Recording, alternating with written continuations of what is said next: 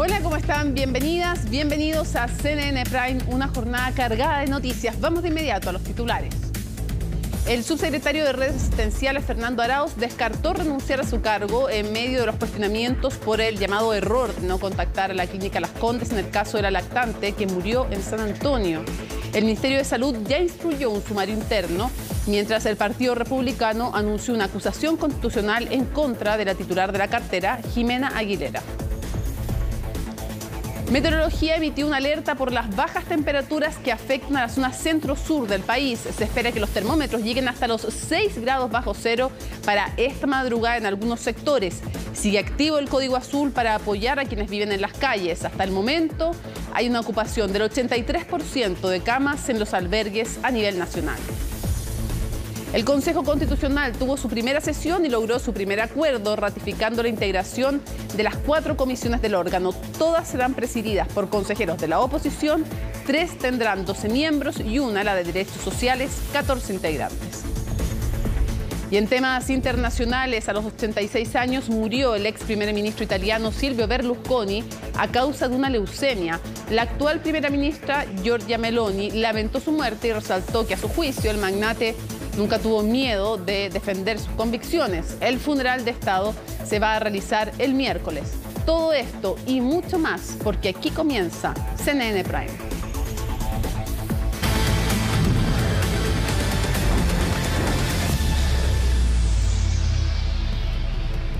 Y la ocupación de camas críticas pediátricas en la red hospitalaria continúa sobre el 90% en medio de la preocupante alza de virus respiratorios. María Luisa Carrión nos cuenta toda la información. María Luisa, buenas noches. Hola Mónica, buenas noches. Hemos estado durante gran parte del día y durante toda la semana recorriendo varios centros asistenciales y ahora estamos acá en el Hospital de Niños Ezequiel González Cortés monitoreando un poco la situación que se da y la verdad es que son varias las familias que o están a la espera de atención o ya han sido atendidas. Hemos podido conversar con algunas mamás cuyos hijos, por ejemplo, fueron hospitalizados en la urgencia porque la verdad la situación no solo acá sino en otros centros asistenciales es crítica. La ocupación es al 100%, no hay más camas disponibles en camas normales y se ha tenido que habilitar camas también en los urgencias y este no es solo el único lugar. En la clínica Indisa también sabemos que se ha tenido que habilitar la urgencia para poder hospitalizar sobre todo a guaguitas menores de 2 años que sabemos son las que están siendo más afectadas por lo que todos dicen es el peor brote de virus incisional de los últimos años. ¿Cuál es el esfuerzo que se ha hecho acá en el Hospital Ezequiel González Cortés y que han hecho también otros hospitales? Por ejemplo, subir de 12 a 23 las camas de UCI a UTI, pasar de 23 de hospitalización médico-quirúrgico también a la UTI, la complejización de 9 camas de cirugía ambulatorias, también pasarlas y además tener disponibles otras 10 camas que puedan dar soporte también en la urgencia, que es lo que yo te mencionaba. De hecho, hay una mamá acá que tiene a su guaguita recién hospitalizada de 2 añitos con virus sincicial en la urgencia y ella daba cuenta de lo rápido que también ha sido la atención, pero lo complejo que está haciendo para todos este virus y el temor y el miedo que también tienen ellas como mamás de guaguitas tan pequeñas. Pero ¿cuál es la situación del país? Tú ya lo mencionabas, un 93,5% en el total de ocupación de camas críticas a nivel nacional, pero si vamos al desglose entre el sector público y el sector privado, el sector privado tiene más de un 95% de ocupación en sus camas críticas y el sector público de un 92,7%. En la tarde conversábamos también con la jefa de las áreas pediátricas de hospitalización de, por ejemplo, la Red Salud de la Universidad Católica y allí también estaban entre el 95 y el 100% de ocupación. Son los porcentajes que se manejan lamentablemente muy críticos, en algunos casos del 100%, en algunos casos del 98%. Vamos a ir desglosando servicio por servicio, pero te invito, Mónica, a escuchar en primera instancia los testimonios de algunas mamás, de algunos papás, de algunos tíos que vinieron a acompañar acá a las personas que están esperando la urgencia o que ya están siendo hospitalizadas acá en el Hospital Ezequiel González Cortés. Escuchamos.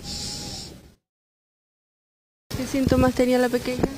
Dificultad al respirar, más que nada, y fiebre, harta fiebre tenía. Ya no podía respirar y en el policlínico la tenían con gas y ya no le estaba haciendo nada. Se ven hartas familias ahí con los niñitos menores de 1 año en brazos y se nota que están como hace rato esperando. Y hay hartos niños, muchos niños chiquititos, de meses. hija y está hospitalizada en este momento, en urgencia, porque no hay cama disponible arriba para pasarla. ¿Cuántos años o meses tiene? Tiene 3 años, recién cumplido. ¿Qué diagnóstico tiene? Tiene una neumonía viral y una bronquitis obstructiva y está con oxígeno dependiente en este momento. O sea, adentro está la escoba, está lleno de niños, hay muchos con oxígeno, están todos en silla porque no tienen disponibles más camas en realidad.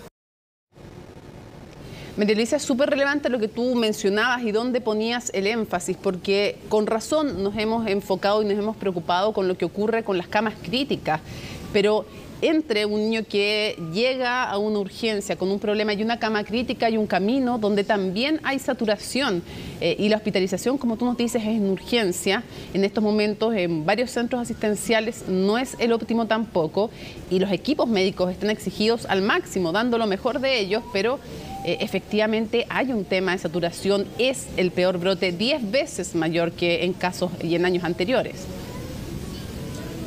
Y además han hecho un punto también los especialistas en salud, que es lo contrario a lo que se dio en la pandemia del COVID-19, que no es lo mismo convertir, por así decirlo, un especialista adulto a pediatra, y mucho menos a que pueda ser convertible, por así decirlo, en algún término, a que trabaje o pueda ayudar a una guagua menor de 1 año. Es súper complejo, lo han dicho todos los doctores con los que hemos conversado durante la jornada, y de hecho ponían el punto que en pandemia era mucho más sencillo, si lo ponemos desde algún término, que un pediatra pueda atender a un adulto, a que un doctor general adulto pueda atender a un niño, y eso también es una piedra de tope que están teniendo los servicios hospitalarios, no solo en este, sino en todos los que hemos recorrido durante la semana que llevamos reporteando la situación del país. Ese es un punto bastante importante sobre cómo se tienen especialistas, porque las camas, decían ellos, se pueden ir convirtiendo, puede haber equipo técnico, pero el personal, él también tiene que estar especializado en infantes, en lactantes, en menores muy pequeñitos, y eso también es complejo. Y hay lugares donde simplemente no hay una cama disponible. El último reporte que entregaban las autoridades durante esta jornada que daba cuenta de lo que pasaba el domingo, porque se entrega un día anterior. Hoy estamos al lunes y el que cerraba el domingo. Acá en Valparaíso, San Antonio, que sabemos que donde ocurrió el trágico desenlace de Mía, no hay camas disponibles. En Valparaíso, San Antonio, Viña del Mar, Quillota, en esos servicios 100% de ocupación, y así lo han dado cuenta los últimos reportes. Acá en Santiago, en Metropolitana Occidente, tampoco hay camas disponibles. Metropolitana Central, tampoco hay camas disponibles. En Oriente quedan solo 2 camas el día domingo, un 98% de ocupación, o sea, es casi al límite. Y acá en la Metropolitana Sur, porque el Ezequiel González Cortés pertenece a la zona metropolitana sur junto con el Hospital Sotero del Río, que se encuentra en Puente Alto, también está al 100% de ocupación, y quizá hay otras regiones que pueden ser aún más graves, como puede ser Magallanes, que también tiene un 100% de ocupación, y ahí también hay un tema de conectividad que puede ser un problema. Chiloé tampoco, camas disponibles hasta el domingo, 100% de ocupación. Araucanía Sur tampoco camas disponibles. Entonces habla de un sistema que está trabajando estresado, como dicen los especialistas, altamente demandado, y en donde también piden a los papás ir priorizando y ver las señales que indican cuando un niño necesita ir sí o sí a urgencia, o ir quizás a una consulta pediátrica, o a un SAR, o a un CESFAM, donde también se están priorizando a los menores de 1 año. Hemos dado cuenta también de aquello y hemos recorrido consultorios acá en la capital donde nos han señalado, si llega una guaguita de menos de 1 año, es priorizada y atendida inmediatamente, y esas medidas también pueden ir ayudando a descongestionar precisamente esto, los servicios de urgencia, que son donde ya llegan los niños que requieren, por ejemplo, soporte de oxígeno. Y ahí hay algunas señales que han dado los especialistas y que pasamos a escuchar a continuación.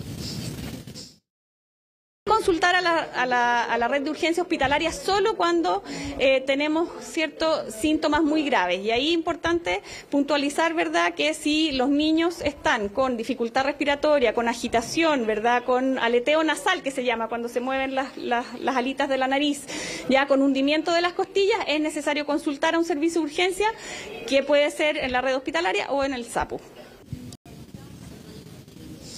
¿Qué ha pasado con los servicios de urgencia a nivel general, Mónica? Si bien se habla de que las atenciones a nivel general han ido bajando, no lo han hecho en 2 grupos que son altamente preocupantes. Los menores de 1 año siguen al alza en un 4% según el último informe del Ministerio de Salud, y también los mayores de 65 años, que sabemos también son un grupo vulnerable cuando hablamos de virus respiratorios, y ellos han aumentado un 2,2%. Entonces, si bien se señala que en general las atenciones de urgencia, que dicho sea de paso van en más de 2 millones de atenciones de urgencia emergencia a lo largo del país y la mitad de ellas son menores de 15 años. Esas son las cifras que entrega el Ministerio de Salud. Siguen aumentando en grupos de riesgo, como son los menores de 1 año y también los adultos mayores. Pero como te decía, hemos estado recorriendo distintos centros asistenciales, no solo durante el día, también durante la noche. En la mañana estuvimos también en el Hospital Luis Calvo Maquena, donde sabemos que también es un hospital solamente de niños, y ahí también estuvimos obteniendo el testimonio de las mamás y los papás que iban saliendo, y me quedo con una señora que me decía: mi hijo fue dado de alta, y fue dado de alta y había 4 esperando para poder ser hospitalizados en esa misma cama. Entonces esos son los testimonios que hemos podido recoger y las decisiones que están tomando los médicos en el día a día. Ella misma contaba: mi hijo fue dado de alta de virus sincicial y ya había 4 guaguitas más esperando esa atención. Eso me decía que ocurrió la semana pasada y que había ido a control precisamente con kinesiólogo durante esta jornada. Lo mismo en la Universidad Católica, también estuvimos ahí, pudimos ver cómo llegaban mamás muy preocupadas con sus hijos, con dificultad precisamente respiratoria y con distintos síntomas que daban cuenta de algunos cuadros más severos que un simple resfriado que uno podría pensar. Te invito a revisar la nota que preparamos junto a Andrés Pfeffer durante esta jornada con estos distintos recorridos y también las declaraciones de las autoridades. Entre un 95 y un 100% de ocupación de camas críticas se mueve la red salud de la Universidad Católica. Acá tuvieron que en promedio aumentar un 30% los cupos y se espera crecer un poco más en las intermedias en los próximos días. Es que al igual que en otros centros asistenciales, el sistema está estresado y con mayor demanda. Estamos con una alta demanda y una alta presión por camas, principalmente camas críticas, y eso se refiere a las unidades de cuidados intensivos y a las unidades de cuidados intermedios. La gran mayoría de nuestros pacientes son por virus respiratorio sincicial, que es el que más está afectando, si bien hay otros también que tanto coinfectan, o sea, acompañan al virus respiratorio sincicial, o están ellos solos, por ejemplo, metaneumovirus, rinovirus, adenovirus, influenza en menor cantidad esta última semana y algunos otros. La urgencia se mueve constantemente. Hay días en que incluso niños han debido tener que quedar en espera de hospitalización en ella, producto de la alta demanda. Sí, ha presentado 3 días ya la fiebre de la niña en la casa. Y hemos estado dándole el antibiótico para la fiebre, pero no le baja la fiebre. Y no comió en 3 días. Ni la leche ni el almuerzo. Se le hunden las costillas y para orinar no puede orinar. Le duele mucho. Creo que podrían haber adelantado un poco más el tema de las vacaciones de invierno o haberlas prolongado, la verdad. Más que todo porque se ha visto que el pic se ha adelantado. O sea, ella el año pasado igual había estado enferma, obviamente por virus de la época, pero no con esta como gravedad.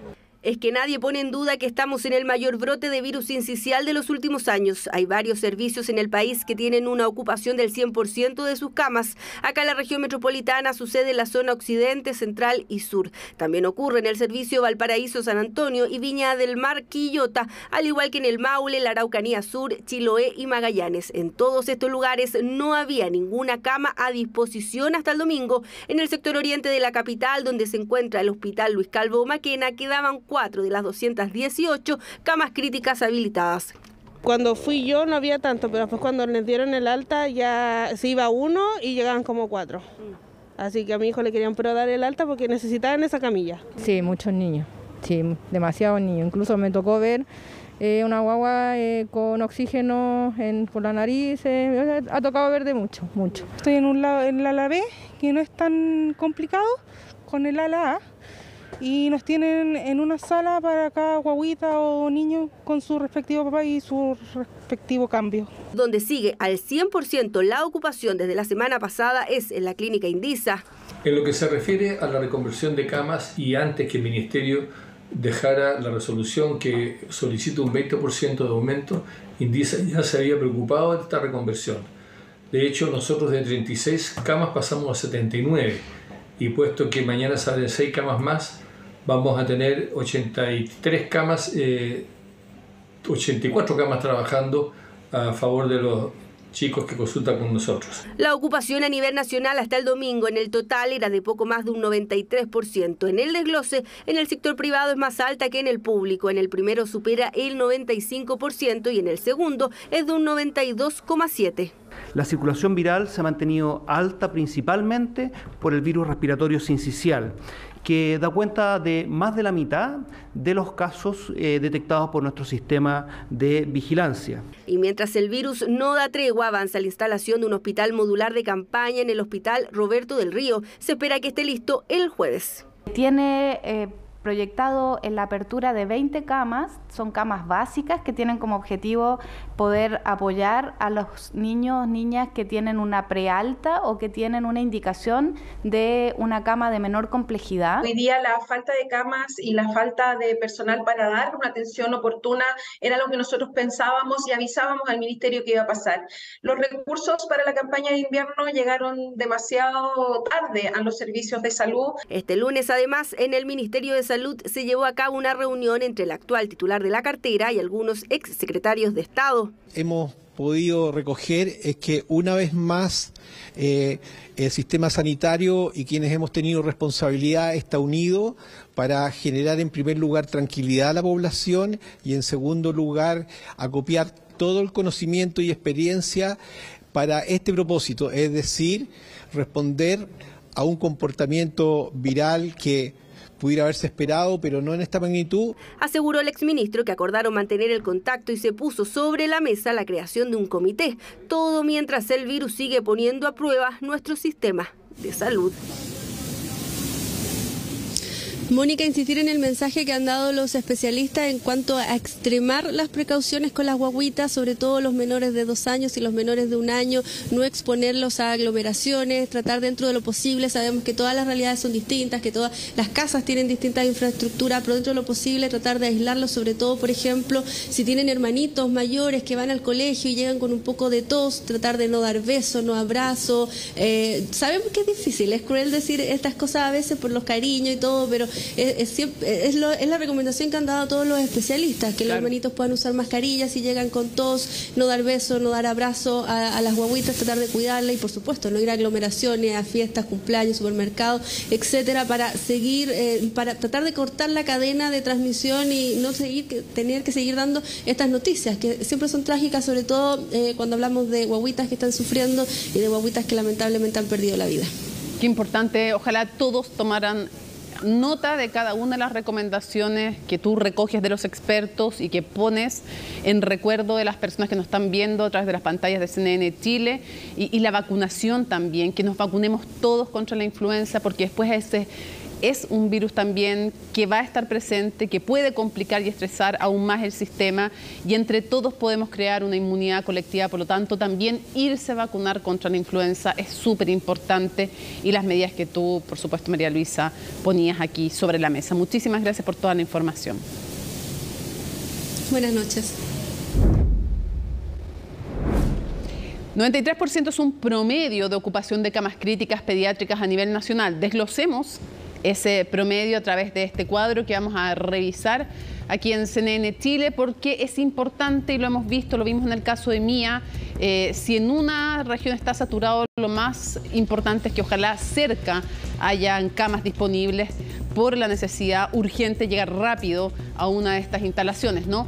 Y ahí tenemos entonces desde, por ejemplo, en Arica con un 62% o Antofagasta, que es el que tiene menor de las regiones, menor ocupación, o de los servicios con menor ocupación, hasta un 100%, ¿dónde? Valparaíso, San Antonio, Viña del Mar y Quillota. También tenemos 100% en el Metropolitano Occidente, en el Metropolitano Central, en el Metropolitano Sur. Sigamos revisando para poner atención en los lugares más críticos de todo nuestro país. Si revisamos entonces la siguiente lámina, vamos a ver que hay 100% ocupación en el Maule, 100% en Araucanía Sur, también en Chiloé con las dificultades además que hay ahí de traslado, ¿no? Y en Magallanes. Esto da un promedio entonces de 1.170 camas críticas pediátricas habilitadas.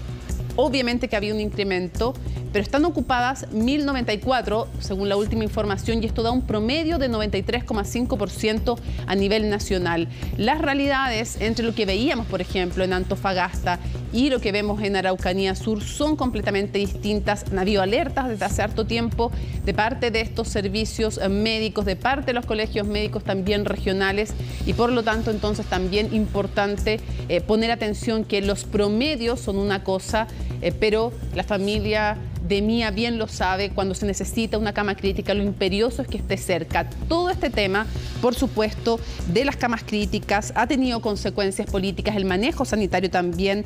Veíamos que hoy día hubo una reunión de los exministros de Salud con las máximas autoridades del MinSal, pero la verdad es que sigue habiendo la petición de parte de la oposición, y no solo de la oposición, también de parlamentarios oficialistas, de que se produzca la salida del subsecretario de redes asistenciales, mientras otros sostienen que no es el momento para hacer estas peticiones, y desde Republicanos ya anunciaron una acusación constitucional en contra de la titular del Ministerio de Salud. Macarena Román reportó este tema y este es su informe.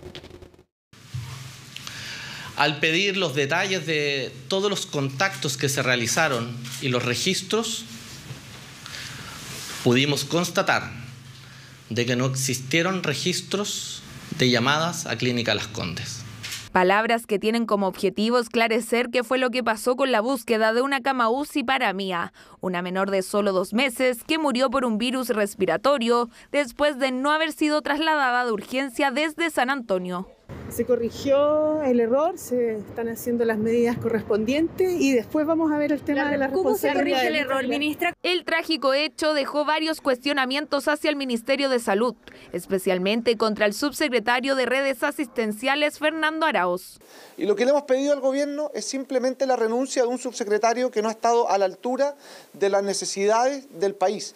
Si no hace eso, lo que va a suceder en las próximas horas es que además de que igual va a tener que renunciar el subsecretario, se va a levantar una acusación constitucional en contra de la ministra de Salud. Es que ha sido el propio gobierno el que ha reconocido como un error el hecho de no haber llamado a la Clínica Las Condes para el traslado de Mía. Bueno, pues dije lo mismo que disparado finalmente, que había sido un error. Palabras a las que se sumó el ministro secretario general de la presidencia. Bueno, lo dijo la ministra toda, así que... ¿Pero usted, ministro? Por cierto que yo comparto las declaraciones de la ministra del Interior.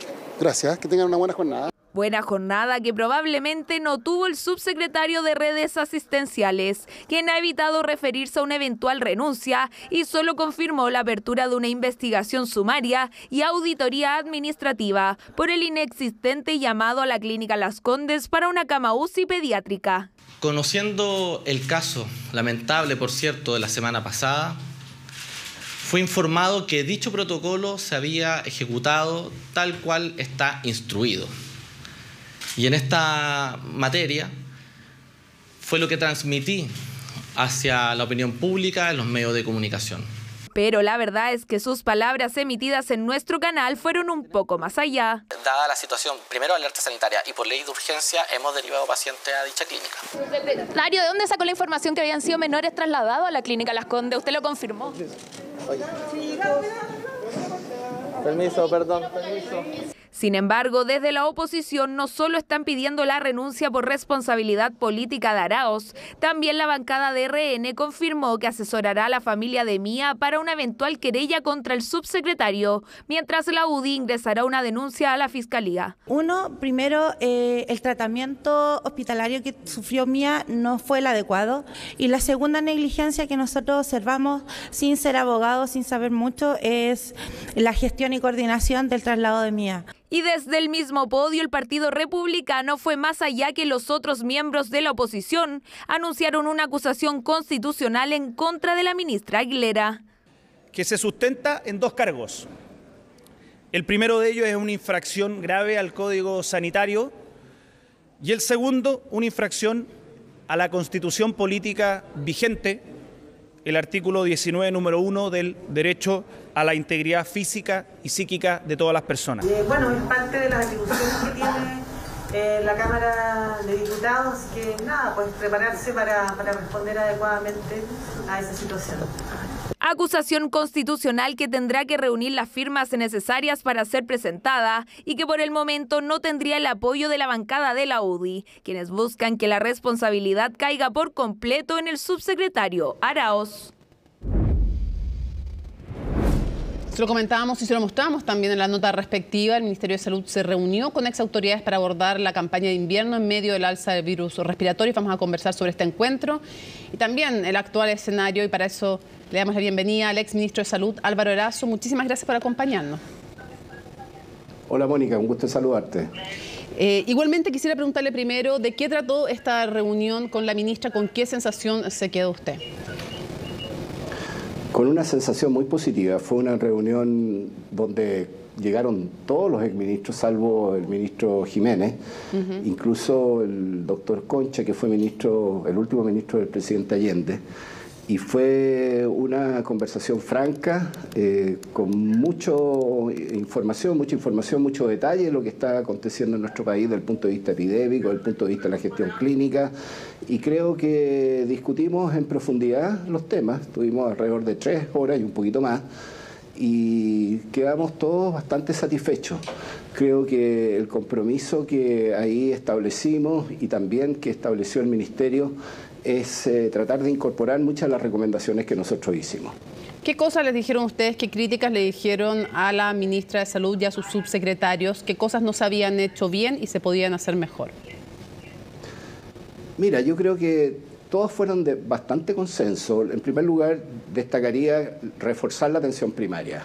Nosotros tenemos una capacidad instalada en la atención primaria desde hace muchos años que ha ido escalando en mayor resolutividad, mayor profesionalización, tenemos médicos de familia, tenemos las salas IRA y ahí efectivamente notamos que hay que reforzar las salas IRA, por supuesto los SAPUL, los CEFAM, en definitiva toda la red de atención primaria tiene que ser reforzada y particularmente hacer lo que atención primaria sabe hacer. En materia de vacunación también le dijimos que era necesario ampliar la cobertura, ir a los lugares donde sabemos necesitamos vacunar, por ejemplo, a los adultos mayores. Muchas veces no se pueden mover de sus hogares, muchas veces también no tienen toda la información y entonces campaña de vacunación mucho más extensa, lograr niveles de cobertura más altos de los que hasta ahora se han alcanzado. ¿Va lento eso? Básicamente ¿Va más lento de lo que debiera? Mira, yo en particular, mi opinión es que sí, que debiéramos haber alcanzado niveles más altos de cobertura, pero también hay un nivel de satisfacción de lo que hasta ahora en estos últimos días se ha ido alcanzando. Entonces, hay un incremento de la cobertura de vacunación, pero creo que tenemos que acelerar el tranco y la ministra lo consideró también en consenso de todos los que ahí participamos de que era necesario mejorar la cobertura de vacunación y acelerar el tranco, por así decir, para lograr mejores niveles de cobertura. Lo otro importante es echar a andar o tener en consideración un plan B de reconversión de camas. Ya se ha hecho un esfuerzo importante, se han aumentado las dotaciones de camas críticas, pero indudablemente tenemos que pensar que estos escenarios son muy cambiantes. Ustedes están entregando información día a día y claramente estos escenarios van cambiando semana a semana y desde el punto de vista epidemiológico sabemos que vamos a tener en las próximas semanas el escenario de la presencia del virus de influenza y en ese sentido este virus va a llegar a otra población, va a producir mayor demanda asistencial en adultos mayores fundamentalmente. Sí, quisiera preguntarle si es efectivo, por lo que hemos podido reportear, que se produjo el reconocimiento explícito por parte de algunas de las actuales autoridades de que habían sido muy duros con las exautoridades durante la pandemia y que se lo dijeron cara a cara, que reconocieron que habían sido muy duros o a veces injustos en sus calificativos. Sí, hubo una mención que hizo el subsecretario. ¿Cuál? ¿De redes? El subsecretario de redes. ¿Ya? ¿Qué dijo? Claramente hacía alusión a cuál había sido la actitud, la disposición frente a lo que fue la estrategia que se implementó durante el gobierno del expresidente Piñera. Y en ese sentido creo que se da esto en un clima de cordialidad, fraternidad, pero también de decirse las cosas directamente y asumir también las autocríticas. El propio presidente Boric ha sido bastante ejemplar en reconocer en materia de lo que fue la estrategia del COVID que debiera haberse dado un mayor apoyo. Yo en particular, siendo oposición al gobierno del presidente Piñera, formé parte del Consejo Asesor, la ministra Aguilera también, y nosotros siempre tuvimos la disposición de colaborar con la ministra Aguilera, por supuesto todo el equipo que formaba ese consejo asesor, hicimos las críticas, hicimos recomendaciones y por supuesto también muchas veces no llegamos a consenso, pero creo que la actitud en materias de salud pública, de lo que son los desafíos frente a emergencias sanitarias de salud como es esta, tiene que ser la unidad de propósito y particularmente transmitir experiencia, conocimiento y también reconocer los errores que se cometen. Ya, o sea, hubo esta autocrítica de parte del subsecretario de redes asistenciales por cómo había tratado a las entonces autoridades en el manejo de la pandemia. Cuando usted dice que se habló de un plan B para reconversión de camas, ¿se refiere a poder reconvertir camas para enfrentar lo que va a ser lo siguiente, que es el virus de la influenza enfocado en adultos mayores? A ese plan B se refiere, ¿no?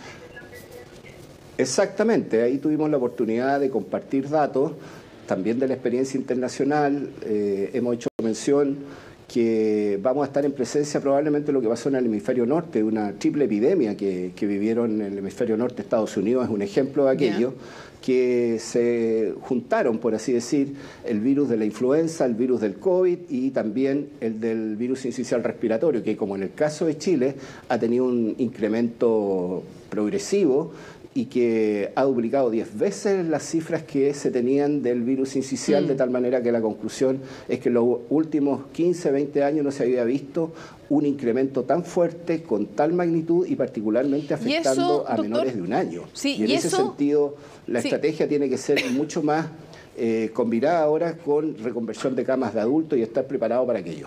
¿Y eso implica ampliar las camas o que las que se vayan desocupando de niños se van a reconvertir para adultos pensando en influenza, o aumentar la capacidad del sistema público y privado?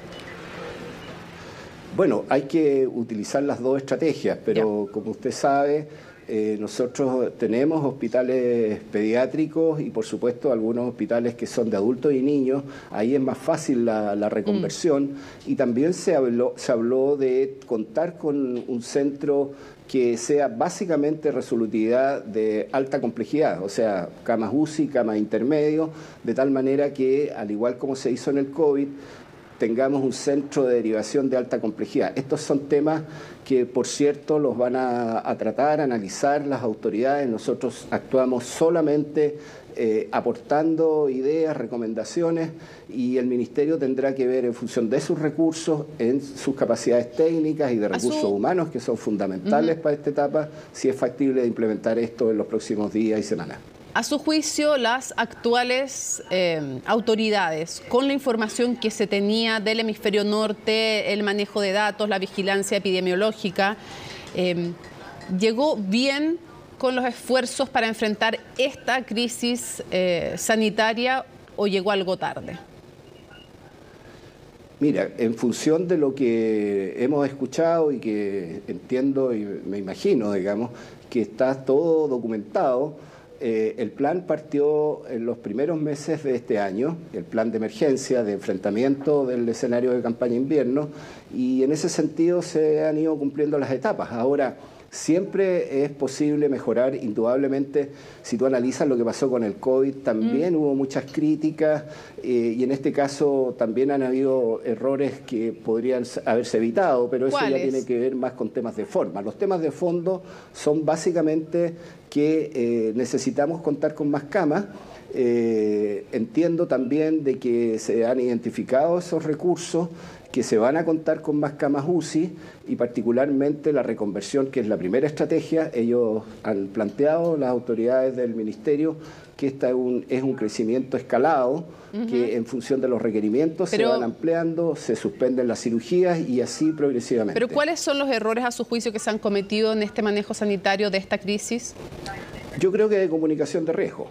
Creo que básicamente ha faltado una comunicación de riesgo más efectiva en materia de vacunación. Creo que deberíamos haber sido más insistentes en contribuir a que las personas se informen en detalle de lo que significa una vacunación que previene una enfermedad tan severa como puede ser una neumonía, en el caso de la influenza, un compromiso respiratorio en los adultos mayores y la vulnerabilidad que se tiene cuando no se vacuna.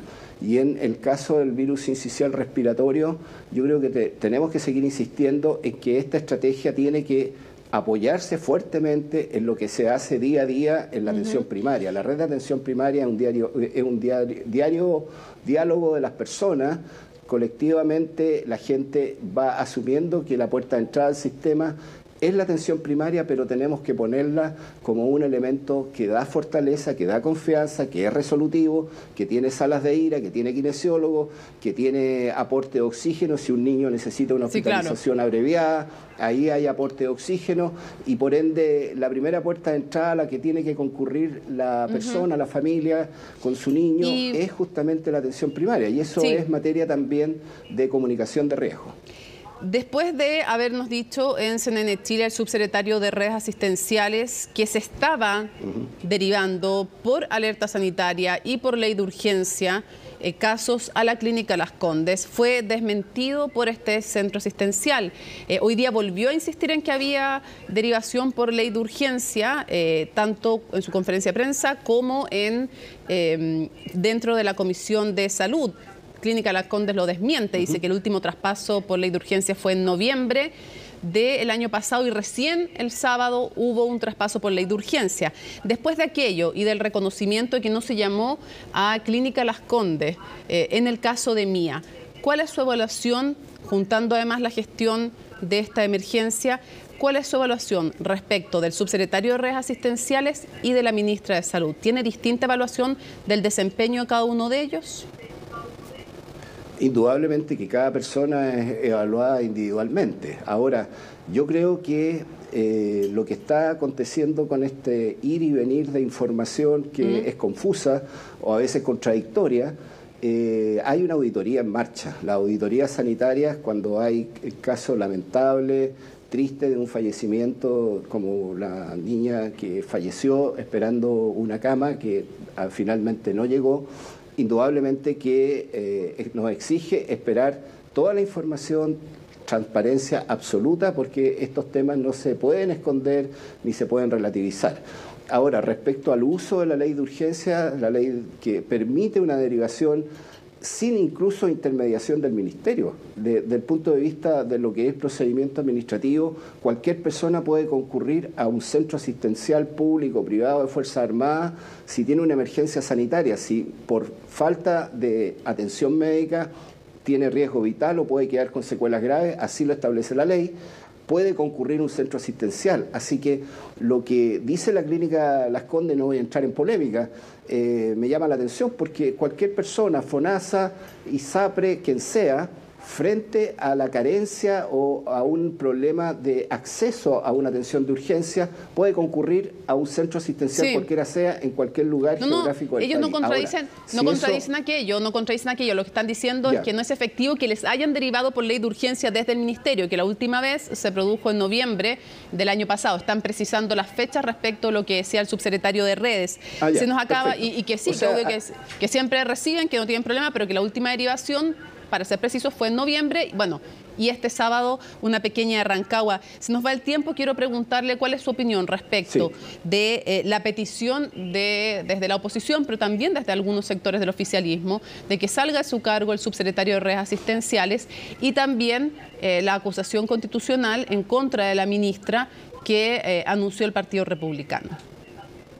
Mire, de verdad, si a mí me llegaran a convencer de que destituir a un ministro por acusación constitucional, pedir la renuncia y exigir la renuncia del subsecretario van a resolver los problemas de salud que tenemos en esta emergencia sanitaria, yo me sentaría a discutirlo seriamente, pero de verdad a mí me parece absolutamente fuera de lugar, sanitariamente irresponsable concentrarnos en ese tema y no preocuparnos de lo que nos debiera preocupar a todos los chilenos, sobre todo quienes tenemos responsabilidades, ya sean como autoridades, como expertos, de cómo resolvemos los problemas de salud pública en los próximos días frente a esta emergencia sanitaria. Así que yo creo que darse un gustito en ese sentido no es recomendable y mi recomendación que nos hacemos nosotros mismos es que contribuyamos, ya sea los parlamentarios fiscalizando los hospitales públicos, la atención primaria, pidiendo mayores recursos porque siempre van a ser insuficientes en materia de salud, sobre todo en esta emergencia sanitaria que yo creo que necesitamos contar también con mayores recursos.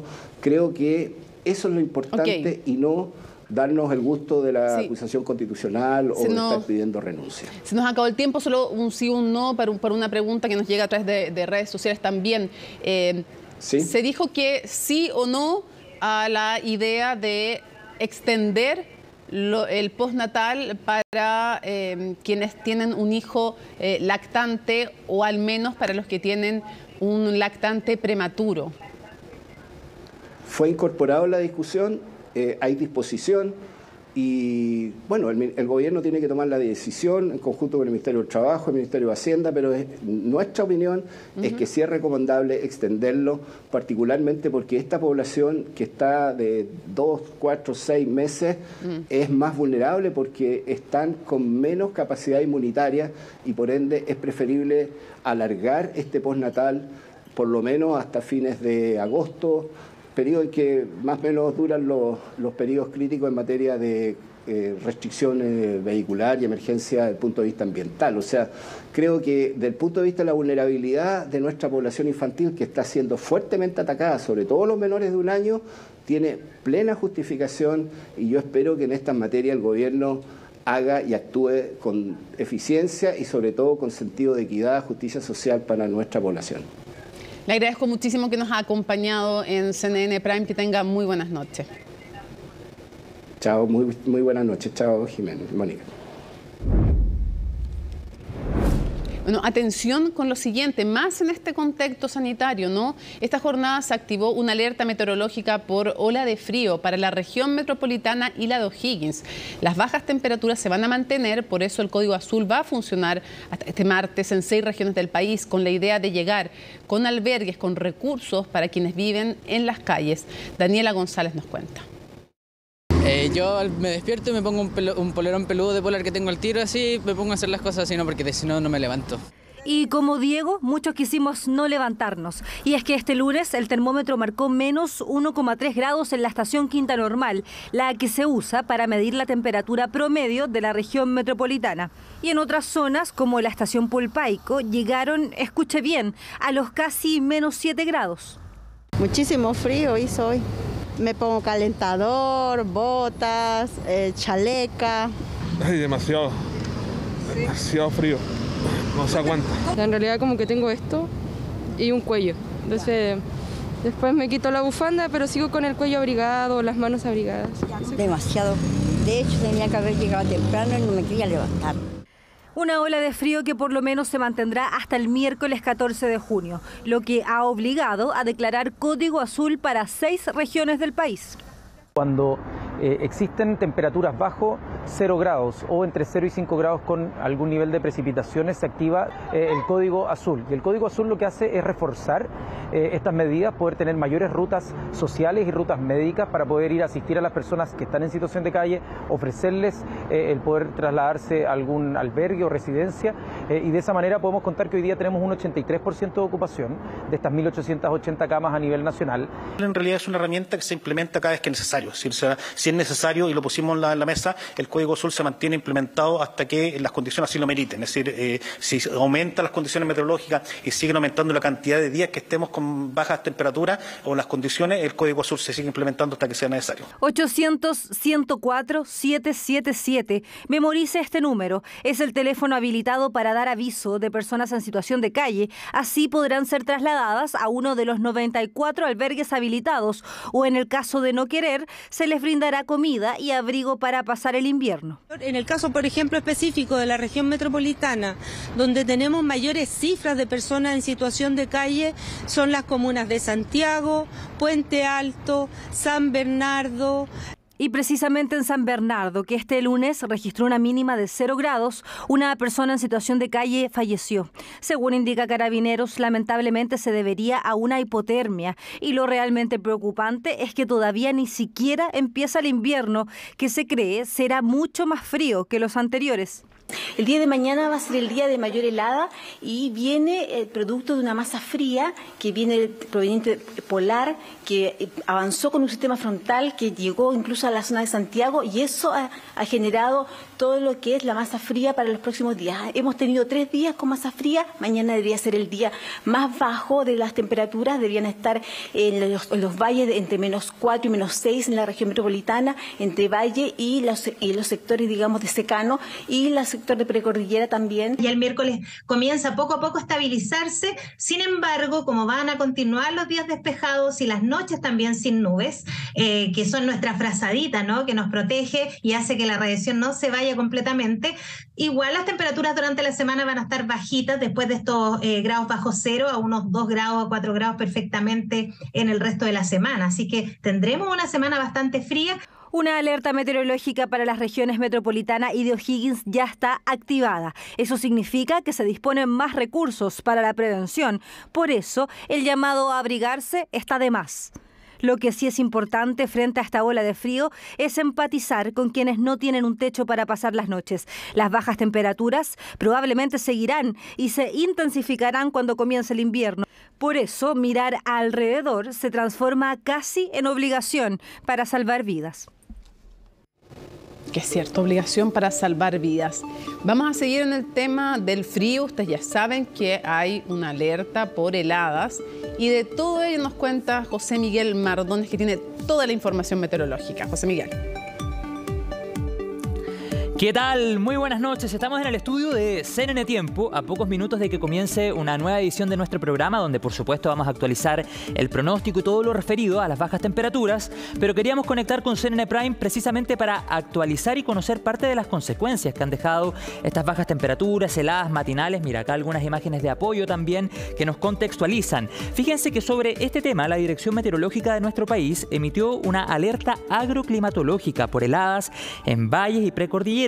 El anuncio rige desde ayer domingo hasta el próximo miércoles. Todo esto debido a un anticiclón frío en conjunto con noches despejadas y vientos débiles durante la madrugada, que favorecerá también el día de mañana la presencia de heladas entre la región de Coquimbo y la región de los lagos. Así es que vamos a estar muy pendientes a esta información. El pronóstico indica que al menos durante el día de mañana las bajas temperaturas en la mañana van a continuar. Ustedes saben, se ha activado también el código azul, esta estrategia de emergencia que va en ayuda de personas en situación de calle y que se activa en momentos de severidad climática, por ejemplo, bajas temperaturas o derechamente precipitaciones muy intensas. Seguimos actualizando este tema y lo que vamos a hacer ahora es revisar algunas temperaturas mínimas y máximas en diferentes territorios de nuestro país y vamos a partir en la zona centro para ir conociendo, por ejemplo, cómo estará el día de mañana. Heladas matinales en Quillota, en La Calera, en los Andes, en San Felipe, en algunos sectores costeros también, como por ejemplo el puerto de San Antonio o en otros lugares como Cartagena, que también está en la costa de la región de Valparaíso. Hacia Valparaíso, al puerto de Valparaíso, a la ciudad, hacia Viña del Mar, la temperatura mínima será baja, pero no tanto en comparación a otros territorios como los Andes o San Felipe, como ya les contaba, Quillota y La Calera. Luego tendremos en toda la zona centro cielo despejado. Veamos por el otro lado también, por ejemplo en el caso de Pichilemu, baja temperatura pero no tanto. Sin embargo, hacia los valles de la región de O'Higgins, Rancagua, Machalí, Rosario, Rengo, San Fernando, heladas matinales que darán paso a un día despejado con un sol que en verdad calienta prácticamente nada. Solo 15 grados en la ciudad de Rancagua, 14 hacia Machalí. ¿Qué pasa más al sur? Vamos a Curicó, Talca, Constitución. Sigamos avanzando en el mapa de nuestro país y nos vamos a quedar en primera instancia en Curicó y en Talca. También helada matinal, mucho más frío, por ejemplo, en la capital de la región del Maule. Hacia Chillán, en el Ñuble, -3, nubes, luego nubosidad parcial, luego vuelven las nubes durante esta jornada de día martes, durante el día de mañana, sí o sí con heladas matinales como estamos revisando en la pantalla. Y hacia Los Ángeles vamos a agregar otro componente, aparte de la helada matinal. Niebla en Los Ángeles todavía en la región del Biobío y una máxima de solo 11 grados para el día de mañana. Vamos a avanzar, sigamos recorriendo nuestro país, nos vamos a la zona sur, vamos a darnos cuenta también de, por ejemplo, lo que va a suceder el día de mañana en la ciudad de Temuco, capital de la región de la Araucanía, 12 y -3, las temperaturas extremas para el día de mañana. En el caso de Temuco, nubosidad parcial, niebla y helada. En la tarde se queda el cielo parcial con solo 12 grados de temperatura máxima. 0 es la mínima en el caso de Valdivia, también niebla, helada matinal, pronóstico pronóstico muy similar, eso sí, con menos 2 grados como temperatura mínima en el caso de Osorno y menos 1 en Puerto Montt. Toda esta zona que estamos revisando ahora en la pantalla de CNN Tiempo va a recibir un nuevo sistema frontal hacia el miércoles y jueves de esta semana. Ese sistema frontal dejará precipitaciones en el sur de nuestro país, precisamente en las ciudades que estamos revisando y en otras como Valdivia, que veíamos recién. Sin embargo, ese sistema frontal no dejará precipitaciones en la zona centro. Lo que sí provocará en lugares como la región metropolitana es que las temperaturas tiendan a subir. No tanto, pero a subir en comparación a lo que se vivió durante este día lunes y a lo que viviremos el día de mañana. Ya hacia el miércoles y jueves, las temperaturas debiesen tender al alza. Ahora bien, ¿qué pasará en la región metropolitana? Lo vamos a revisar ahora con cifras, números mínimas y máximas en la región metropolitana, pero también en la zona austral de nuestro país, en primera instancia, donde predominan las nubes, como lo estamos viendo en la pantalla de nuestro programa desde el estudio de CNN Tiempo. 1 grado en Puerto Aysén es la mínima, menos 3 en Coyhaique, 3 en Chile Chico, y en todas estas ciudades vamos a tener cielo nublado con helada matinal y permanece el cielo nublado, a diferencia de las ciudades de más el norte, donde íbamos a tener un cielo despejado, como les contamos hace algunos minutos. Vamos a Puerto Natales, también a Punta Arenas y Puerto Williams, menos 1 en el caso de Puerto Natales, 2 en Punta Arenas y 0 en Puerto Williams. Revisamos ahora la región metropolitana, volvemos a nuestra capital para contarles que el día de mañana la región metropolitana será con cielo despejado, un sol que no calienta demasiado, máximas entre los 17 y los 19 grados, por ejemplo, en comunas como La Florida o Maipú, y heladas matinales en Curacaví, en Melipilla, en el centro de la ciudad. Atención también las comunas más rurales de la región metropolitana, donde las mínimas pueden ser aún más bajas. ¿Qué pasa hacia el otro lado? Vamos a Maipú, vamos a Las Condes también, donde vemos en Maipú una mínima de 2 grados, y en el caso de Las Condes 4 grados, pensando eso sí en el sector más céntrico dentro de la comuna de Las Condes. Sin embargo, esa temperatura mínima baja hacia la precordillera y derechamente hacia la cordillera de la región metropolitana. Bien, dejamos hasta acá este despacho, nos conectamos más adelante. Les decía al comienzo, estamos a pocos minutos de un nuevo capítulo de CNN Tiempo, donde vamos a tener estos y otros datos actualizados sobre el pronóstico para el día de mañana. Nos reencontramos pronto. Buenas noches. Del clima medioambiental al político, porque acusando lobby del gobierno para frenar el sexto retiro, el diputado Carlos Bianchi renunció de manera anticipada a la vicepresidencia de la Cámara de Diputados. Una decisión que reabrió las disputas y negociaciones entre las fuerzas políticas para definir quién va a presidir la corporación en el próximo periodo, aun cuando, según un acuerdo administrativo, le correspondería a la ADC, pero desde el PC dicen la ADC no nos apoyó con Carol Cariola. En fin, Francisca Cárdenas desentrañó este tema. No están los votos de la bancada de la democracia cristiana. Lo primero que tiene que hacer es cumplir la palabra. Una situación que se podría repetir en un par de días más. Disputa ya conocida entre el ADC y el PC por el futuro de la presidencia de la Cámara de Diputados, que se adelantó tras la renuncia anticipada de Carlos Bianchi a la vicepresidencia de la corporación. Bajo ningún punto de vista, la Cámara de Diputados puede efectivamente rendirse frente a las presiones del gobierno. Tiene que colegislar, tiene que tener un grado de autonomía. Y es que varias son las acusaciones del parlamentario, entre ellas que la mesa cuenta con poca autonomía y un excesivo control del Ejecutivo en la última discusión del sexto retiro, donde según él habría habido presiones de la moneda para frenar el avance del proyecto. No, yo las descarto, pero no queremos entrar en una discusión con él, entendemos sus razones, pero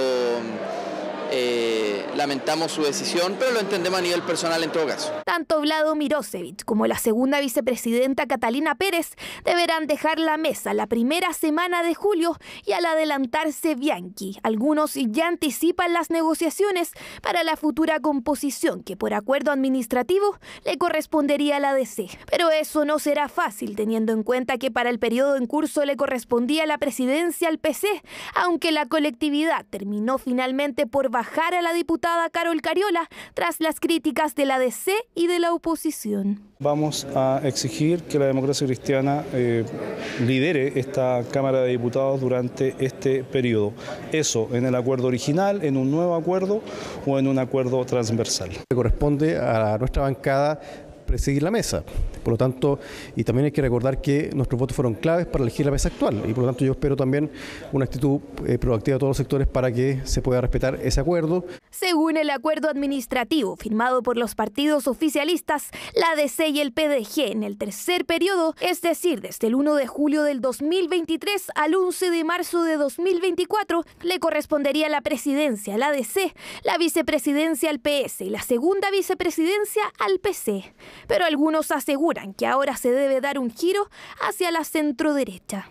Pero sí hay sectores de la democracia cristiana y del socialismo democrático que estarían muy gustosos de estar más con la centroderecha que con la izquierda de este mismo gobierno. Esa política pequeña del cargo de a quién le toca, hacia mí, a tu partido, no es perder el foco de lo importante. Hoy necesitamos que los acuerdos que se realizaron en un principio de este periodo parlamentario se respeten. De acuerdo con el reglamento de la Cámara Baja, las renuncias de los miembros de la mesa se discuten y votan en la primera sesión ordinaria que se celebre 45 horas después de su presentación, por lo que la renuncia de Bianchi se discutirá este miércoles. Y nosotros nos estamos reuniendo, estamos conversando con un arco importante de parlamentarios, no solamente de derecha, también de centro y centro izquierda, para proponerle a la Cámara y a Chile esperamos una nueva mesa. Lo complejo sería que el gobierno no estuviese involucrado impulsando la agenda legislativa, eso sería una situación más complicada. Nosotros creemos que para poder hacer un pacto con la derecha es muy complejo cuando están todas las semanas amenazando a los ministros. Escenario complicado para el futuro de la Cámara de Diputados, donde tanto la ADC como la oposición podrían incluso presentar una propuesta conjunta para definir quién presidirá la mesa de la corporación. Y en otras materias, el gobierno propuso la creación de un comisionado de seguridad dentro de la discusión del proyecto que creará el Ministerio de Seguridad Pública, separando entonces Interior, que tiene las dos funciones, el Ministerio del Interior y el Ministerio de Seguridad Pública. La iniciativa entonces que busca dividir actualmente las funciones que tiene el delegado presidencial, entregándole al nuevo cargo la responsabilidad de la seguridad en el país. El informe es de Valentina Nieto. Si no se llegara a aprobar, porque aparentemente no genera el consenso suficiente, porque no hay mucho acuerdo en este tema. Acuerdos que no terminan de cerrarse la Comisión de Seguridad del Senado. Y es que si bien el debate para la creación de un nuevo Ministerio de Seguridad Pública está casi finalizado, la creación de nuevas figuras ha sido la piedra de tope en la discusión. El delegado sigue siendo el encargado del gobierno interior, pero la seguridad tiene su propia dependencia del Ministerio de Seguridad y tiene su autoridad encargada, que digamos en el texto original era el Ceremi de Seguridad. Ceremi de Seguridad Pública, que eventualmente cambiará de nombre a comisionado, y es que el rol que tendría esta nueva autoridad contempla más atribuciones, como por ejemplo la coordinación de las fuerzas de orden y seguridad pública y la ejecución de las políticas, planes y programas del Ministerio de Seguridad. El Ministerio de Seguridad Pública requiere un encargado, que en este caso serían los comisionados, para abordar solo los temas de seguridad y orden público, y el Ministerio del Interior requiere una representación en regiones que siga siendo de jefatura de gabinete y de coordinación. Y es que en la práctica se busca dividir las funciones que actualmente cumple el delegado presidencial. Por un lado, el comisionado estará a cargo de ejecutar toda estrategia vinculada al combate de la delincuencia, mientras que el delegado continuará representando al Ministerio del Interior en cada región. Separación de tareas que dicen en el Senado aún no está del todo clara. La verdad es que las funciones del comisionado son las de también impartirle instrucciones a las policías, a las distintas ramas, por lo tanto hay que hacer una precisión importante en cómo conversa también con la figura del delegado. Y la figura, porque el gobierno no está cumpliendo con el compromiso de eliminar la figura de delegación presidencial, si la va a mantener todavía, es esa la figura que representa al gobierno. Quien representará al gobierno en la gestión de la seguridad en el país es ahora el gran nudo de la discusión, ya que la oposición insisten en que la responsabilidad debe continuar en la figura del delegado presidencial. A mí por lo menos me deja tranquilo que el delegado presidencial tenga explícitamente en la ley la responsabilidad política sobre la conducción de seguridad, con una ejecución de un ministerio que es el Ministerio de Seguridad Pública. Quiero decir, porque esto es complejo, porque una cosa es que el delegado es el responsable político de la conducción del gobierno en la región y otra cosa es que asume la responsabilidad sectorial de un ministerio distinto. Eso es muy complejo, es enredoso. Y es que si bien será el comisionado el encargado de presidir en nuevas instancias, como por ejemplo el Consejo Regional de Seguridad Pública, el delegado presidencial continuará supervisando su labor e incluso podrá solicitar su remoción del cargo. No estoy de acuerdo con esta figura donde se mantienen los delegados regionales, pero se les deja cargo solo de gobierno interior y en materia de seguridad se crean estos delegados. Además se crea un consejo regional. No estoy de acuerdo, creo que tiene que ser la principal figura política de la región la responsable de esto. Es una figura muy rara. El ministerio especializado es lo que nos va a permitir tener una coordinación efectiva entre el Estado central en materia de seguridad, a través del ministerio, y los delegados que en este caso van a ser específicos encargados en materia de seguridad. Discusión por este nuevo cargo que este miércoles la Comisión de Seguridad del Senado buscará zanjar. Será desde las 11 de la mañana hasta las 13 de la tarde que continuarán con el debate. Todo para poder despachar cuanto antes el proyecto a la sala. Nos cambiamos de área para contarles que el Consejo Constitucional entró de lleno en el trabajo para redactar una nueva propuesta constitucional. En su primer pleno, los consejeros aprobaron la integración de las comisiones, donde la derecha va a tener la mayoría de los votos en cada una de las 4. En paralelo, ya avanzan los acotados plazos del proceso de participación ciudadana. Ustedes pueden participar y de todo ello nos cuenta Paul Follert. Quiero decir con mucha alegría que he visto aquí la bandera chilena y le solicito a la mesa que me corresponde que me dé la mía, porque yo no la tengo. La solicitud del consejero socialista Miguel Litín provocó una inesperada situación en el Pleno. He dicho, señora presidenta. Muchas gracias. Muy amable. El consejero republicano Luis Silva le entregaba su bandera a quien ahora se desempeña como su compañero de trabajo. Ese fue parte del ambiente que marcó el primer pleno del Consejo Constitucional, sesión donde se aprobó la integración de las 4 comisiones del órgano luego de un acuerdo entre oficialismo y oposición.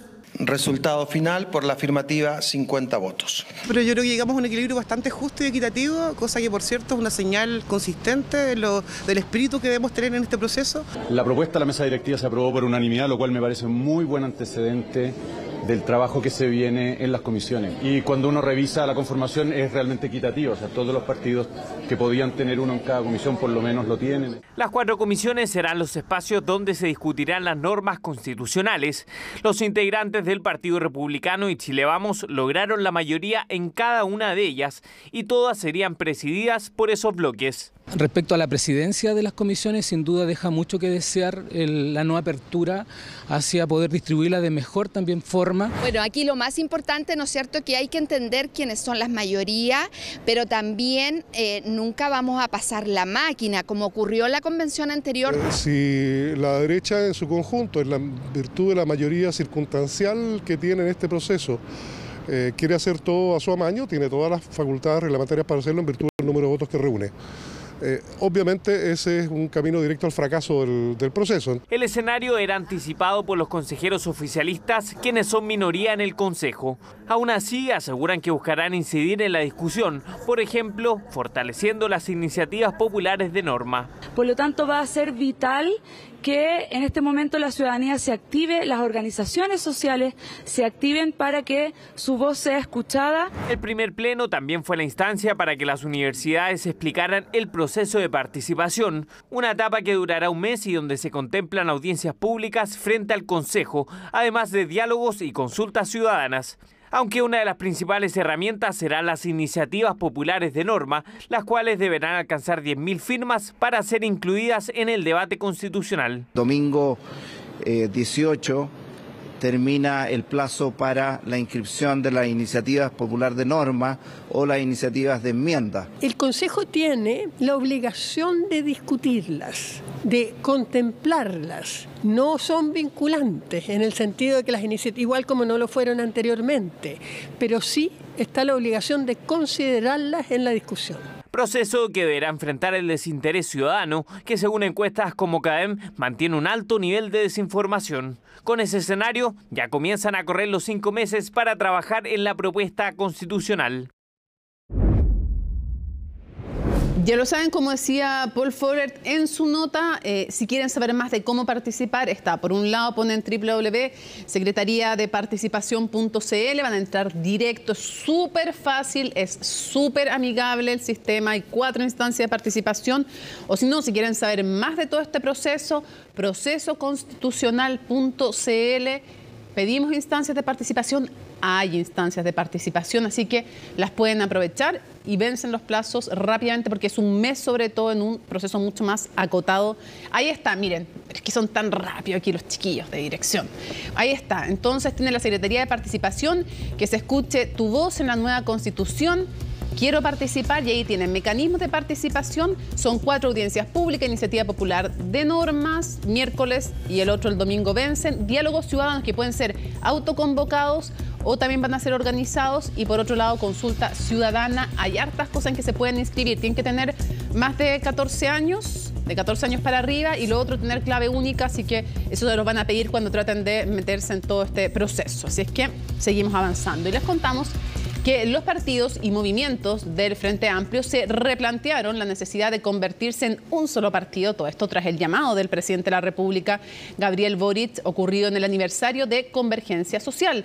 Esta colectividad y comunes van a abrir el debate en sus respectivos congresos, mientras que Revolución Democrática, dicen, los van a discutir más adelante. El informe es de Estefanía Bustamante.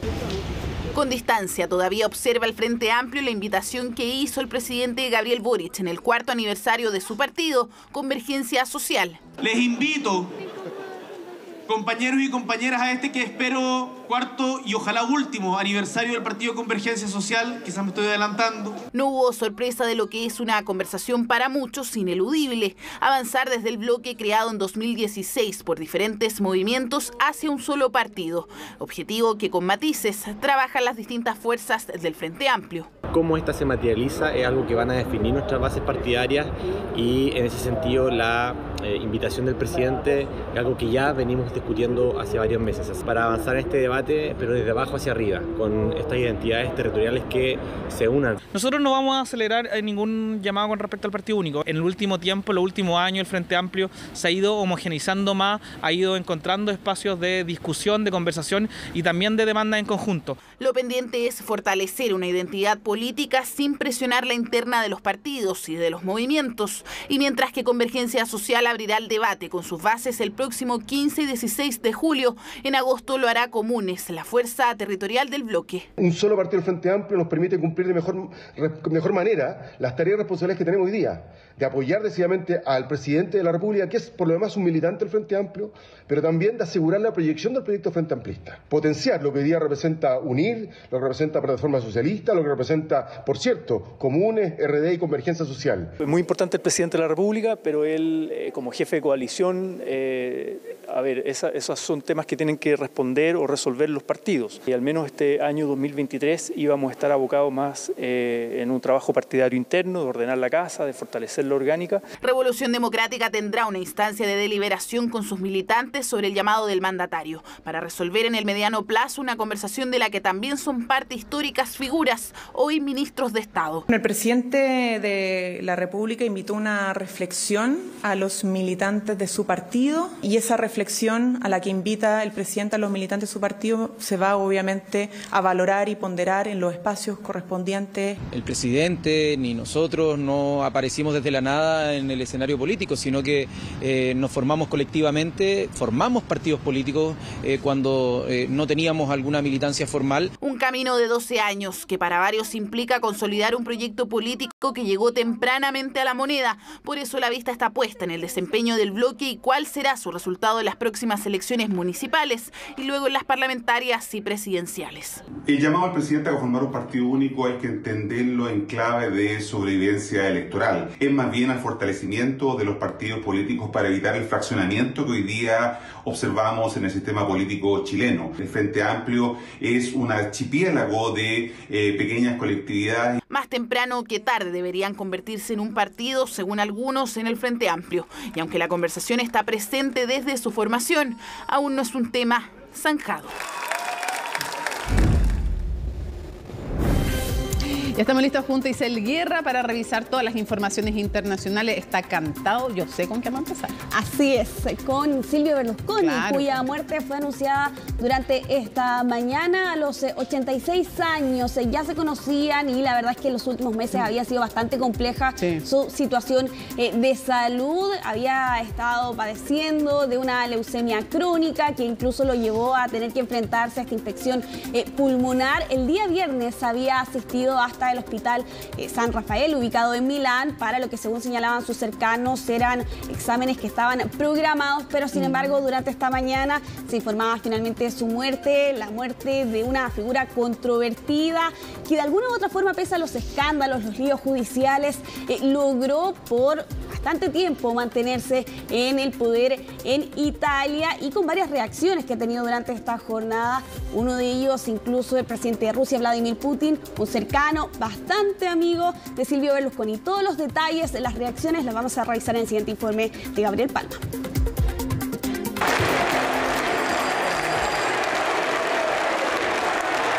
Es considerado por muchos como el hombre que definió la política contemporánea de Italia. 3 veces primer ministro, dueño del gigante imperio Mediaset y expresidente del club AC Milán. Es Silvio Berlusconi, el influyente pero controversial político y magnate de las comunicaciones, quien murió este lunes a los 86 años. Aquejado por una leucemia crónica que lo llevó a enfrentar una infección pulmonar, Berlusconi había visitado los hospitales de manera recurrente en los últimos meses. De hecho, el viernes pasado fue hospitalizado para ser sometido a una serie de exámenes programados. Silvio Berlusconi era soprattutto un combattente. Silvio Berlusconi fue sobre todo un luchador.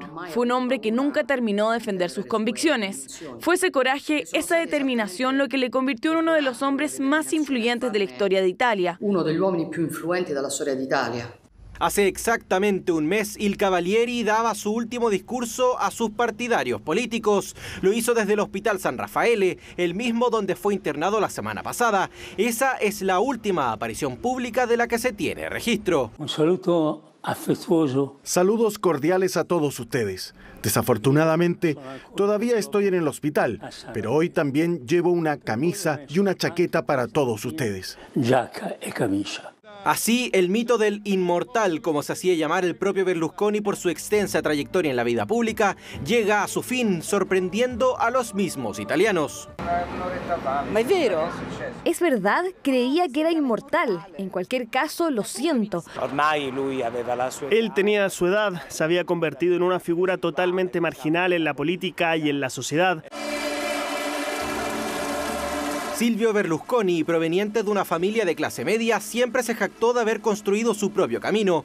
De personalidad extravagante, Berlusconi logró unir a la política, el deporte y el entretenimiento. Fue así como amasó una fortuna de 6.000 millones de euros que lo convertiría en una de las figuras más influyentes del mundo mediático, gracias a Mediaset, su conglomerado televisivo y de entretención, y con el cual logró ingresar al mundo político a mediados de los 90. El presidente de la República mi ha conferito l'incarico per la formazione del governo. De esta manera y de la mano de Forza Italia, el partido político que fundó, ocupó el puesto de primer ministro de Italia por un periodo total de 9 años, aunque no exento de complicaciones, pero siempre, de alguna u otra forma, lograba mantener los respaldos necesarios para volver a la escena política. Son varios los momentos que quedaron inmortalizados por las cámaras y que dejaron en evidencia la irreverencia del controvertido político italiano. Va a tutto per poter andare d'accordo con lui, perché è giovane, è bello e anche abbronzato, e quindi penso che si possa sviluppare una buona collaborazione. E c'è la copertura per la notte, che tuttavia deve essere assolutamente provvisoria. Bisogna prendere questo come un camping da fine settimana. Sin embargo, no solo los dichos polémicos le causaron problemas a Silvio Berlusconi. El político enfrentó decenas de escándalos legales y personales. Desde sus inicios en la vida política hubo rumores sobre los vínculos de Il Cavalieri con la mafia. De hecho, algunos de sus colaboradores fueron condenados por cargos de asociación ilícita. También debió enfrentar acusaciones de prostitución infantil y abuso de poder. Es el caso Rubygate, y por el que el magnate fue condenado a 7 años de cárcel de 2013, pero que sería anulado un año después. Ese fue el punto cúlmine de una serie de procesos judiciales, porque 2 años antes fue inhabilitado por una condena de fraude al fisco. Aquello lo mantuvo alejado de la política por varios años, eso hasta 2022, cuando se convirtió en senador. Pese a ser una figura polémica y controvertida, distintos líderes mundiales reaccionaron a la muerte del ex primer ministro. Conocido era su vínculo con Vladimir Putin, quien, según el propio Berlusconi, lo consideraba el primero de sus 5 verdaderos amigos. Sin duda era un político de talla europea, incluso se puede decir que de talla mundial. Hay muy pocas personas así ahora en la escena internacional. Y es que para los analistas no hay duda, Silvio Berlusconi marcó un antes y un después en la política contemporánea de Italia. En muchos sentidos, este es el final de una era.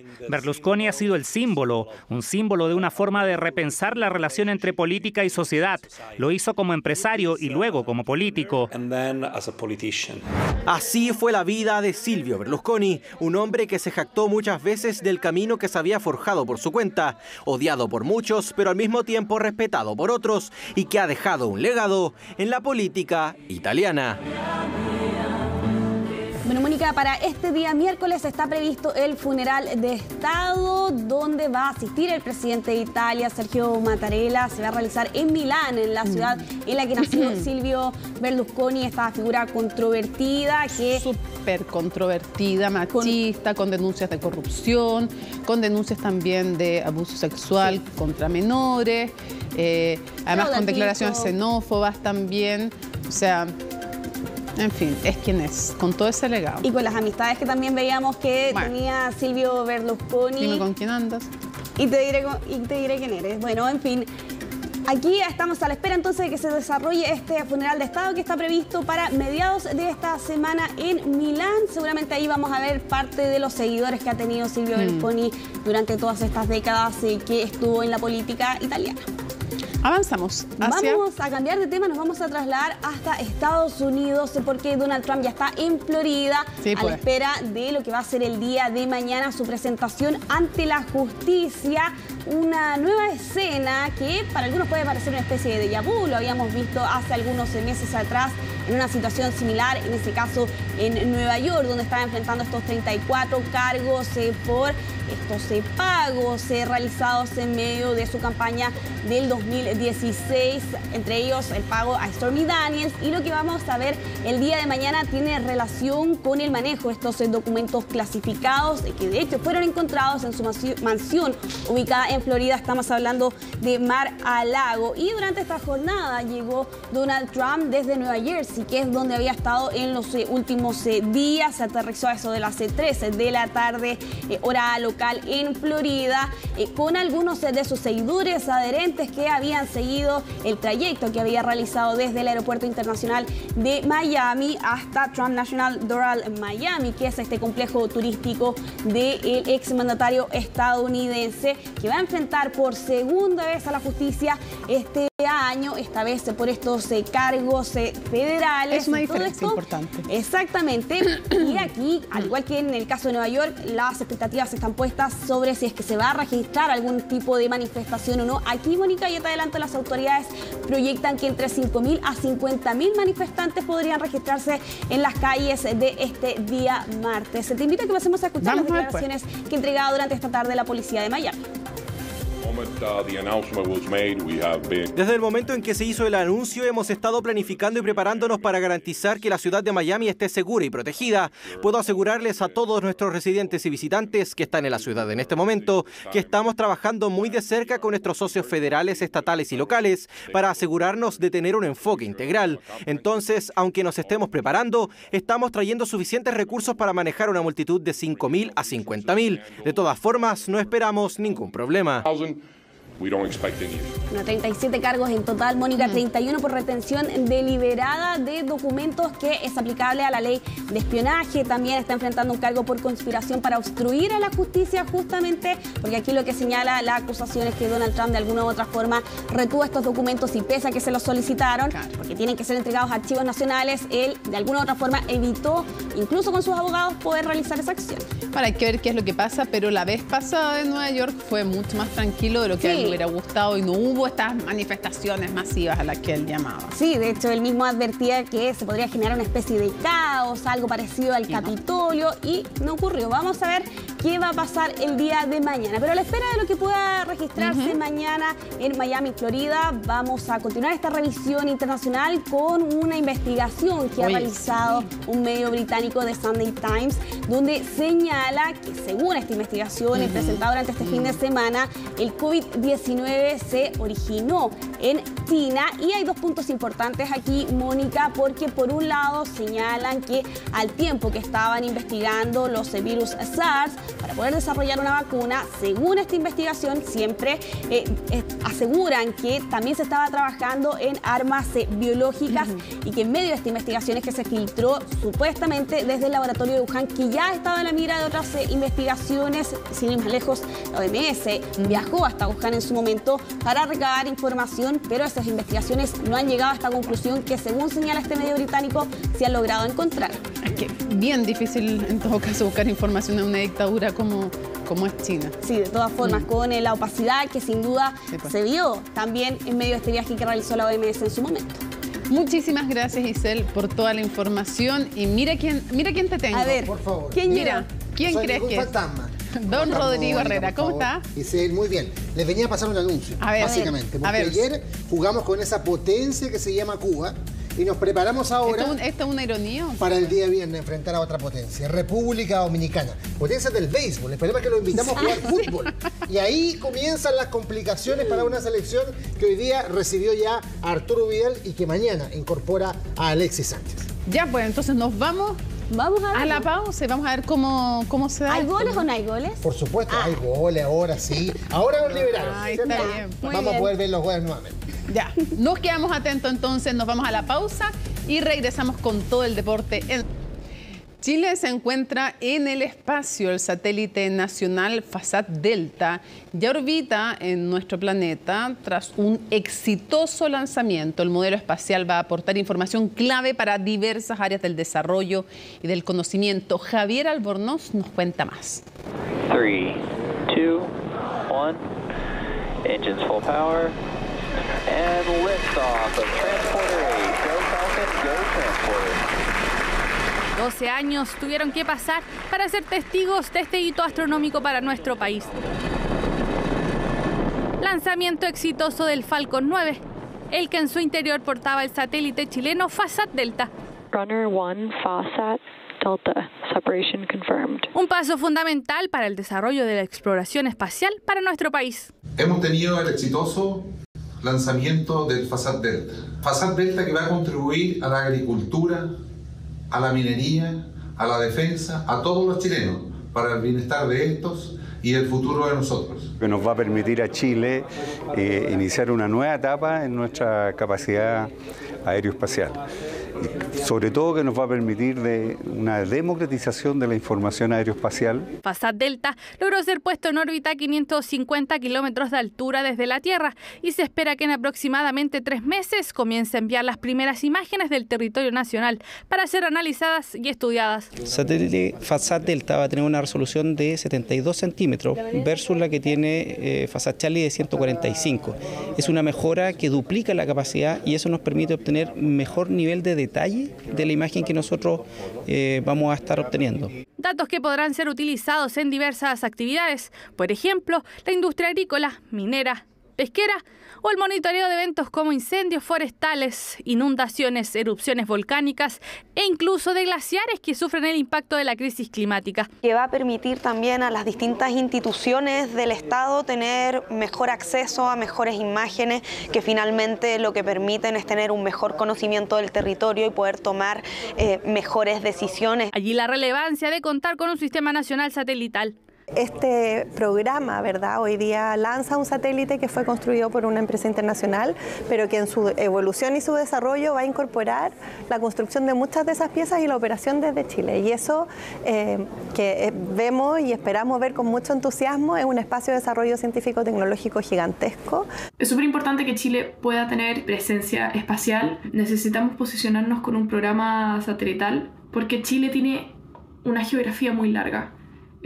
Afectado por el cambio climático de manera muy fuerte y poder monitorear el espacio a tiempo real nos permite dar respuesta rápida. Los países que están trabajando en esta área están desarrollando tecnología que probablemente va a ser dominante y predominante en los futuros decenios, ¿no? Y Chile ahí tiene ventajas comparativas por su ubicación, por su longitud, latitud. Actualmente la presencia chilena en el espacio es confirmada por Fasat Charlie y otros 3 microsatélites de la Universidad de Chile. En cuanto a la constelación que busca instalar nuestro país, se espera que a partir de 2025 se comiencen a construir estos instrumentos en nuestro país y que en 2027 ya sean 13 los satélites nacionales que orbiten la Tierra.